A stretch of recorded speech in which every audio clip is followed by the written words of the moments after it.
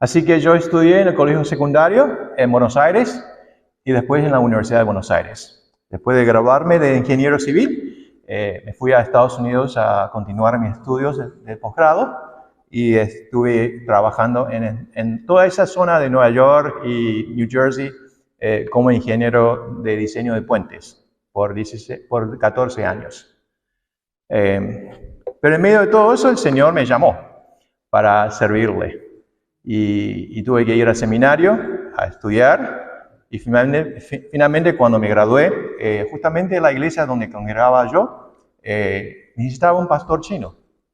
Era una iglesia en Nueva York con 3 congregaciones. Una congregación que habla inglés, una congregación que habla chino y una congregación que habla español. Pensaba que era una iglesia diseñada para mí. Así que comencé a servir en esa iglesia en 2002. Primero como pastor de la congregación china, pero después, más tarde, el pastor de la congregación en español se fue. Entonces nos juntamos todos los pastores y el pastor principal me apuntó a mí. Me dijo, usted es el único pastor que habla español entre nosotros. ¿Por qué no dirija la congregación en español, la congregación latina? Así que estuve entre los 16 años que estaba sirviendo en esta iglesia, tenía 6 años que estaba sirviendo como pastor de nuestra congregación latina. Y durante ese tiempo, el pastor Benjamín llegó y tuvimos el privilegio de escuchar su mensaje en nuestra iglesia. Yo creo que siendo un inmigrante, viajando en muchos lugares, en mi caso de Asia a América Latina, después a Estados Unidos, y como ustedes también, de su propio país y viene a Alemania. Siendo inmigrantes, formamos iglesias inmigrantes, pero con un propósito misional, con un propósito de misión.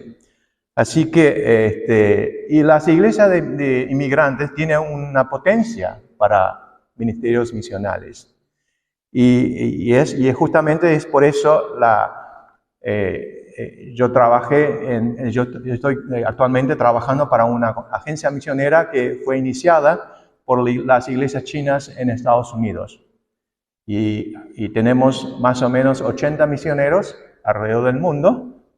Entre ellos, más o menos la mitad trabajando con los chinos en diásporas. Y la otra mitad de los misioneros trabajan con los nacionales, países en África, América Latina y también en Asia. Europa no tenemos nada. Y es justamente por eso estoy viajando para explorar la posibilidad de que algún día tal vez el Señor nos pueda dirigir para servir en este continente. Hoy estoy acompañado por mi esposa, Fanny, que está allí, y también con mis amigos de la iglesia china en Düsseldorf, Chao Hui y Sasha. Así que creo que es algo lindo cuando nos juntamos y adorar al mismo Señor. Pero hablando de las iglesias inmigrantes, primeramente quiero compartir un poco sobre algunos estudios académicos que se han compartido en los campos de academia. La próxima, por favor. Hay un pastor coreano, un pastor coreano que hizo un estudio sobre iglesias inmigrantes y dice que el ciclo de vida de una iglesia inmigrante, para el caso coreano en Estados Unidos, puede dividir en 7 etapas. 7 etapas. La primera es que la iglesia comienza con los inmigrantes de la primera generación y por lo tanto tienen su propio servicio en culto en coreano. Más tarde, cuando comienza a tener los hijos que necesitan enseñanzas de la religión, en el caso de Estados Unidos comienza a tener su escuela dominical en inglés. Y cuando llega a la tercera etapa, es que justamente en ese momento dicen que necesita un obrero o alguien de tiempo parcial para poder dirigir el ministerio de la escuela dominical en inglés. Cuando llega a la etapa 4, viene con la idea de que, bueno, ahora tenemos un culto, un culto en coreano, pero los chicos ahora son un poco más grandes y necesitan un ministerio juvenil en inglés, en el caso de Estados Unidos.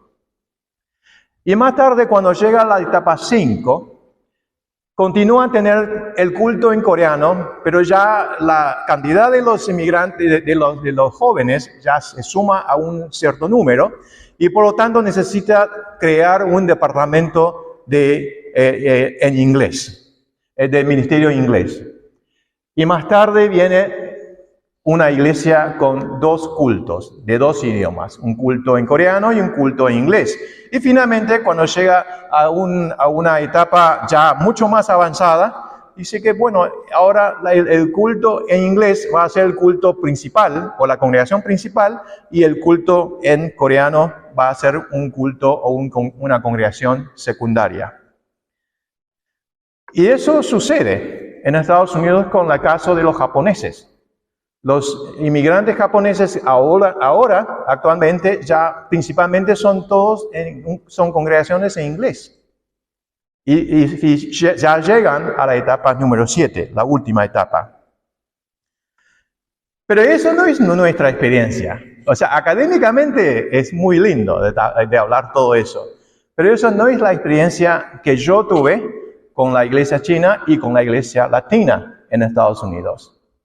Y la razón por la cual que no se moviera de esa manera es justamente porque la ola de inmigración continúa en esos grupos. Cuando los coreanos continúan viniendo al país, cuando los latinos continúan viniendo al país, cuando los chinos continúan llegando al país, generalmente la generación de la primera generación, la congregación, continúa funcionando. Y no se va a ceder ese dominio a la congregación de la segunda generación. Es un fenómeno muy especial para todos nosotros y supongo que también se sucede en algunas partes de Europa. Cuando la ola de inmigración continúa, se va a dar cuenta de que la continuidad de congregaciones con cultos del mismo idioma debe continuar para poder servir a los inmigrantes de la primera generación que continúan viniendo a esos países. Y es nuestro entendimiento de que congregaciones de idiomas que habla español debe continuar, porque por lo menos de lo que entiendo, la gente continúa viniendo a ese continente. Tomando eso como la base de nuestro entendimiento de la migración y la relación entre migración y la iglesia, podemos continuar con el estudio del pasaje que tenemos hoy. La próxima. Sí. Sabemos que el propósito de la existencia de la iglesia, principalmente nuestra responsabilidad tiene en trabajo de evangelismo, ¿no? Como iglesia tenemos que evangelizar. También discipulado. Como iglesia tenemos que discipular. Y también continuar plantando nuevas iglesias. O sea, evangelismo, discipulado y plantación de nuevas iglesias continúa siendo las metas principales de nuestra iglesia. Pero ¿cómo proclamamos el evangelio como iglesias inmigrantes? ¿Cómo hacemos? No estoy preguntando el método en el sentido de que si vamos a usar las 4 leyes espirituales. Eso es método de hacerlo. Sino, posiblemente, debemos preguntar la idea de que cuál es el rol o el papel la iglesia inmigrante debe desempeñar en cuanto a su capacidad, a su talento y también a los dones que las iglesias reciben. Quiere decir que en el gran plan de Dios para el cosmos, para el universo, para el mundo, ¿cuál es el rol? ¿Cuál es el papel de la iglesia o de las iglesias inmigrantes en su tarea de misión global? Y yo quiero comenzar con el pasaje que recién leímos en el libro de Hechos, usando el ejemplo de la iglesia de Antioquía. La próxima, por favor. Esa parte yo había subrayado con el color rojo, con el amarillo. Estoy tratando de tomar la experiencia de esos hermanos y hermanas en el tiempo de persecución. Cuando ya no vamos a leer, pero leyeron esa parte y nos damos cuenta que tiene una característica muy especial de esos hermanos que fundaron la iglesia de Antioquía, que es la idea de esparcir o la idea de disperso. La idea de gente saliendo a distintos lugares por cualquier razón. Ellos, en este caso, por la persecución en Jerusalén, por lo tanto, posiblemente los apóstoles, ellos quedaron en la capital, ellos quedaron en Jerusalén. Pero los otros hermanos, ellos decidieron a esparcir. Ellos decidieron a salir, a ir a otro lado para escaparse de la persecución. Lo importante de todo es que mientras ellos estaban saliendo de esos lugares, ellos comenzaron o continuaban proclamando y evangelizando a la gente que se encuentra en su recorrido. Y por lo tanto, ellos formaron iglesias en distintos lugares. Y finalmente, con este pasaje llegamos la idea de que ellos llegaron a Antioquía y formaban la iglesia de Antioquía. Pero aquí también tiene una característica muy especial. Es que entre esa gente que estaban saliendo de Jerusalén, tal vez en prisa, pero entre ellos había algunos que eran monolingües que hablaban solamente el hebreo. Y entonces ellos se apuntaban su trabajo hacia los otros que hablan hebreos. Pero entre ellos también habían otros que eran bilingües, que hablaban hebreos y también hablaban el griego. Y por lo tanto, aprovechando esa capacidad bilingüe que ellos tenían, comenzaron a evangelizar a otros, que eran los que usaban el griego principalmente. Eso es una expresión misionera, pero muy típica de las iglesias inmigrantes. Porque tenemos talentos en las iglesias inmigrantes, porque muchos de nosotros somos bilingües o multilingües. Y al mismo tiempo tenemos el don de expresar o de interactuar con personas que no nos encontramos, que no conocemos, porque estamos acostumbrados de moverse de un lugar a otros y por lo tanto podemos llegar a hacer ese tipo de trabajo misionero. La próxima. Y eso viene con la idea de lo que se llama hoy día el concepto de la misión, lo que se llama misiología o misionología de diásporas o de dispersos. Generalmente decimos de que tradicionalmente las iglesias, cuando hablamos de misión, pensamos de la idea de enviar misioneros a otros lugares. Pero la misiología de diáspora dicen que, bueno, vamos a aprovechar el fenómeno de diáspora, el fenómeno de migración, como una manera que Dios está permitiendo o Dios está usando para expandir su reino, para expandir el mensaje del Evangelio. Y se distingue 4 clases de la misión. La primera es la misión a las diásporas. O sea, la comunidad diaspórica es el objeto del trabajo misionero, de evangelismo. No somos creyentes y ahora entonces trabaja con ellos. Pero la segunda, cuando se dice que es la misión a través de las diásporas, es que hacemos trabajos misioneros, pero con la comunidad diaspóricas. O sea, nosotros, como todos nosotros que hablamos español, en ese lugar, que no es el idioma oficial de este país, somos una comunidad diaspóricas. Y la misión se puede hacerse a través de nosotros para alcanzar a otros latinos, a otros españoles en esta zona, porque ese es el lenguaje que usan en sus casas. La tercera, la misión por y más allá de las diásporas, es que las comunidades diaspóricas, nosotros creyentes de la comunidad diaspóricas, podemos también hacer trabajos misioneros transculturalmente más allá de nuestra comunidad. Y lo último, cuando hablamos de la misión con las diásporas, es que las comunidades diaspóricas podemos formar agencias misioneras y podemos también interactuar y trabajar juntos con otras agencias misioneras en el trabajo misioneros. Yo creo que todas las iglesias inmigrantes pertenecemos por lo menos la segunda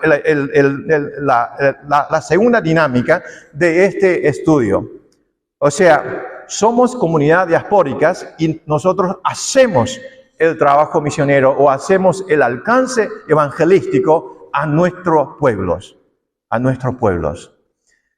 Pero también tenemos muchas potencias, como la tercera parte, que nosotros también podemos hacer trabajos de evangelio, pero transculturalmente, porque por naturaleza somos todos, casi todos, somos bilingües, bicultural, Dios nos había formado de esa manera. Continuamos. Bueno, y con eso vamos a comenzar con lo que estamos leyendo en ese pasaje de Hechos capítulo 11 y capítulo 13. Y principalmente quiero distinguir tres conceptos. Primero, es la reacción a la persecución. Cuando los creyentes estaban en Jerusalén, ellos estaban enfrentando una persecución y ellos decidieron tomar algunas acciones que tenían muchas consecuencias en el reino de Dios. Segundo, es la parte de la necesidad del discipulado, porque aquí aparecen los personajes de Bernabé y también de Saulo o Pablo. Entre ellos había una dinámica de discipulado, tanto como ellos discipulando a otros, como ellos mismos fueron discipulados por la congregación. Y la tercera parte quiero tocar es la idea de la necesidad, el inicio del envío de misioneros, porque la iglesia de Antioquía, finalmente en capítulo 13, nos vemos que estaban enviando sus misioneros a lugares mucho más allá de donde ellos congregaban. La próxima. Primero, cuando decimos que enfrentando la persecución, la reacción de todo eso. Si decimos hoy día que tenemos en nuestro estado, por ejemplo aquí, decimos que nuevas leyes o nuevas ordenanzas, de que los creyentes, la familia de los creyentes, sus costos de electricidad tienen que pagar 5 veces de lo ordinario. Si digamos de que hoy día, todos los creyentes, la familia de creyentes, no se permitiera orar en casa. Si decíamos, por ejemplo, que la familia de los creyentes no se podría salir libremente en las calles, ¿qué haríamos nosotros? Posiblemente vamos a mudar a otro estado que no tenga las mismas ordenanzas de exigencia. Posiblemente. Y tradicionalmente decimos de que los que se quedan para enfrentar persecuciones son los grandes creyentes. Generalmente decimos. Y los que salen son los cobardes. ¿No? Generalmente le decimos así. Pero cuando leemos la Biblia, en el libro de Hechos, Lucas no llamaban a esa gente que salieron, a esa gente que salió, a esa gente que se esparció como cobardes. Sino ellos salieron. Ellos salieron, pero con un propósito o con una función del reino que Dios había dedicado para ellos. Cuando ellos salieron, entonces Dios ahora tiene un grupo de gente, un grupo de los suyos, que está moviendo en el mundo. Y ese grupo posee el Evangelio. Dios comienza a tener un grupo de gente, por alguna razón, está moviendo en ese mundo. Y ese grupo tiene el Evangelio.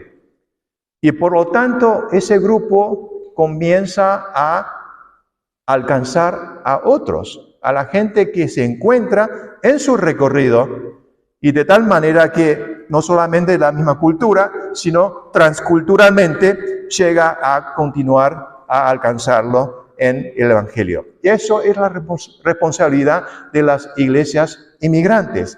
Eso es la responsabilidad de creyentes inmigrantes. Y es por eso, las iglesias inmigrantes, por naturaleza, es una iglesia misional. Porque Dios ha puesto un papel misionario para esas iglesias.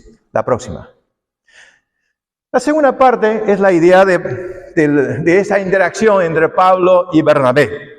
Decimos que nosotros cuando llegamos a convertirnos, cuando llegamos a ser cristianos, bueno, primeramente la gente comienza a enseñarnos, ¿no? Tienen que ser mejor cristianos, en el sentido de discipular. Tienen que ser discipulados, tienen que pasar por un proceso de discipulados. Y las iglesias con todas diferentes tradiciones usan diferentes nombres como para denominar ese periodo de crecimiento espiritual. Algunos lo llaman imitación de Cristo. Algunos lo llaman crecimiento espiritual. Algunos lo llaman santificación. Algunos lo llaman una experiencia más profunda. Algunos otros dicen que es avivamientos espirituales. Algunos dicen que es trabajo de Espíritu Santo. Y otros dicen que es seguimiento a Cristo. Y lo último dicen que es un discipulado. Es un proceso de discipulados. Pero es una idea de que en un periodo de tiempo nosotros, o en nuestra vida como cristianos, nosotros continuamos a encaminar junto con Jesús, conociendo a su corazón, conociendo a Él cada vez más y obedeciendo a Él mucho más fielmente cada vez en nuestro caminar diario. Y entonces la Biblia nos dice que Bernabé y Pablo, en ese caso, aparecen en ese proceso. La próxima, sí. Primero vamos a ver sobre Bernabé. Porque su trabajo, por el trabajo de Bernabé, entonces Pablo comienza a madurarse en su ministerio, en su forma de servir, en su forma de servir a la iglesia, y que finalmente llegó a ser un gran misionero para Dios. Continúa. Sí, continúa. Sí. Hablando de Bernabé, capítulo 9, Hechos, capítulo 9, versículos 26 a 30, se habla de un tiempo cuando Pablo tenía problemas, porque Pablo, en el momento cuando recién se convirtió, porque tenían una fama, una reputación de perseguir a los cristianos antes de su conversión, la gente tenía sospechas. La gente no podía creer que este hombre ahora es un verdadero seguidor de Jesucristo. Y por lo tanto, no quería creerlos. Y tenía algún tipo de defensa contra él, sospechas contra él. Pero Bernabé fue el que realmente se abrazó, abrió sus manos y abrazó a Pablo. Él decidió invitarlo para ser parte de ese equipo para discipular a los nuevos creyentes de la iglesia de Antioquía. Y después, y eso fue lo que mencionaba en el capítulo 9. Pero después, la próxima. Cuando llega en el capítulo 11, que recién nosotros leímos, damos cuenta de que él comienza a invitarlo a Pablo para servir en Antioquía, porque había mucha gente, muchos recién convertidos, muchos nuevos creyentes, que necesitaba alguien, un maestro para discipularlo. Y Pablo estaba en esa condición, porque él fue fue bien educado en el Antiguo Testamento. Y por lo tanto, sí, le invitó para ayudar en este caso. Pablo no fue un maestro. En ese momento, no era un maestro con mucha experiencia. No tenía mucha experiencia, porque recién se convirtió. Así que, pero Bernabé estaba ansioso de darle una oportunidad para poder comenzar con ese ministerio. Y Pablo justamente también aprovechó esa ocasión para desarrollar su don. Y por lo tanto, él fue muy positivo, ayudante a los creyentes nuevos para continuar a crecer espiritualmente. Eso fue lo que menciona en capítulo 11 y los versículos 25 y 26. En realidad, yo creo que aceptar a la gente, darle oportunidad para servir, es importante para todos nosotros. Muchas veces yo pienso que muchas veces el Estado tiene mucha confianza con nosotros. No sé el caso de Alemania, pero cuando uno toma el examen para sacar la licencia de conducir, de conductor, apenas el momento cuando sacó la licencia, cuando se aprobó el examen y sacó la licencia, en realidad no tiene mucha experiencia de manejar, ¿no es cierto? Apenas aprobó, no tenía mucha experiencia de manejar. Pero el Estado tiene confianza contigo. El Estado le da el permiso, sí, aprobó, pero sabe que no tiene mucha experiencia. Pero le da la oportunidad de manejar en las calles. Le da una oportunidad de manejar en la autopista, porque tiene confianza con los nuevos. Y por eso nosotros podamos llegar a acumular experiencia para que un día vamos a ser un conductor con experiencia. Con el ministerio lo mismo. Tenemos que dar oportunidad para que podamos ir acumulando, agregando más experiencias para servir al Señor. Y eso fue lo que hizo. Fue lo que hizo Bernabé con Pablo. Le dio la oportunidad. Y Pablo aprovechó esa oportunidad para poder desarrollar sus dones y también para servir a la iglesia.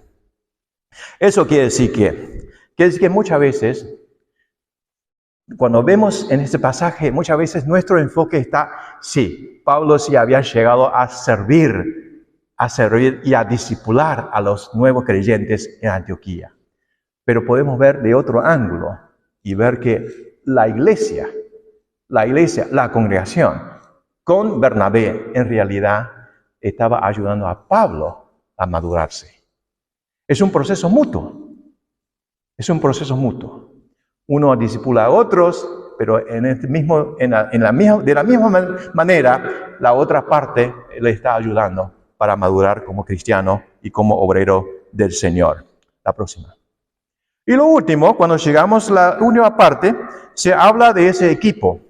Que ese equipo realmente es un equipo muy interesante, porque se habla de mucha gente, ¿no? Bernabé es un levítico. Es un levítico nacido en Chipre. Simón en este caso, dice Simón, que se llamaba Níger, que en realidad es un africano, por su nombre. Y después otros, Lucio de Cirene, posiblemente alguien del norte de África. Y Manaén, el que había criado junto con Herodes. Eso quiere decir que posiblemente creció en la corte. Y lo último tenemos Saulo, que era un fariseo, un estudioso de la Biblia. La Biblia nos dice que tenemos un equipo multicultural, pero multicultural o un equipo diversificado, pero en distintas áreas. Por ejemplo, En ese caso puede ser étnicamente, es diverso, pero también puede considerarse culturalmente. Es un equipo multicultural, un equipo multiétnico, pero también es un equipo multiclase social. Económicamente o clase social, ellos pertenecen a distintas clases. Y eso es la característica de una iglesia inmigrante. En una iglesia inmigrante tenemos gente de todo tipos. Gente de distintas culturas, porque sus futuras generaciones son de otra cultura, de la cultura local. Por eso tenemos una naturaleza, una característica multicultural, multiétnica y más que todo también múltiple clase social. Aparte de eso, ellos tomaron una decisión de enviar 2 de ellos para ir afuera, para salir, para hacer algo que no tiene nada que ver con el funcionamiento interno de la iglesia. Ellos tenían esa generosidad de enviar a otros para salir y por lo tanto hacer algo en representación de ellos en lugares ajenos. Y últimamente enviaron 2. Quiere decir que envían en equipo para hacer ese trabajo misionero. Yo creo que las iglesias inmigrantes tienen algunas características muy especiales que pueden funcionar muy bien. Por ejemplo, las iglesias inmigrantes pueden crear una red con otras iglesias inmigrantes. También pueden tener ese enlace transnacional con sus propios países. También existe la posibilidad de conectarse en una red con iglesias locales o agencias locales. Todo eso son una forma de conectarse para el propósito del Señor. Antioquía, como iglesia, en realidad, en este caso, lo último, sí. La próxima, por favor. Sí. Antioquía como iglesia en realidad enfrentaban esas 3 cosas.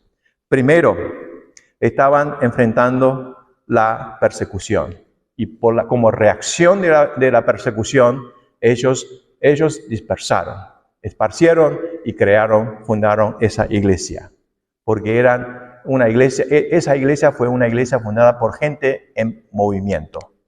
Segundo, aquí nos dice que también existe la necesidad de discipulado y se funciona en las iglesias inmigrantes.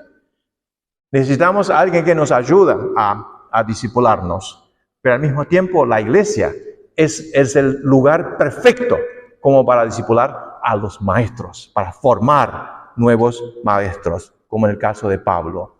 Y lo último, la iglesia se crea porque tiene una ventaja de conexiones transnacionales con sus países de origen y por lo tanto tiene esa facilidad de poder hacer el envío de misioneros. Déjeme cerrar con esa historia. Cuando estaba haciendo mi investigación, mi profesor, él hizo su investigación sobre el caso de misión a corto plazo. Misión a corto plazo. En Estados Unidos estaba haciendo eso. Y mientras estaba haciendo unas encuestas, preguntando a la gente que tiene la experiencia de salir a otros países por una semana, de hacer lo que se llama la misión, los viajes misioneros a corto plazo, él estaba preguntando a mucha gente, ¿no? Y un día su vecino tenía una charla con él y le preguntó, ¿qué estás haciendo estos días, profesor? Y él dijo que, mira, estoy haciendo unas encuestas sobre viajes misioneros a corto plazo. Entonces ese vecino le dijo, mira, profesor, recién volví de un viaje de misión a corto plazo. Que me haga esas preguntas. Yo puedo contestarle, yo puedo responder a sus encuestas. Entonces él comenzó a hablar sobre su experiencia de misión en otros lugares, en otra parte del mundo, y decía que siempre volviendo diciendo algo de que mi vida nunca va a ser igual. Después de ese viaje, mi vida ha cambiado totalmente. Nunca va a ser igual del antes de salir. Y después de toda esa conversación, entonces mi profesor le preguntó, usted sigue diciendo de que tu vida ha cambiado, nunca va a ser igual después de esos viajes. Entonces le preguntó, pero entonces, ¿cuáles son los cambios que ha hecho hoy día? ¿Qué diferente? ¿Cómo tu vida ha sido diferente de antes?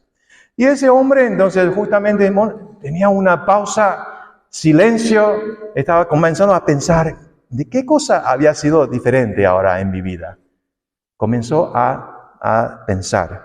Era una pausa tremenda. Y finalmente, con una voz muy baja, dijo, desde ahora voy a apreciar todo lo que tengo, mucho más que antes. Voy a poder apreciar todo lo que tengo mucho más que antes.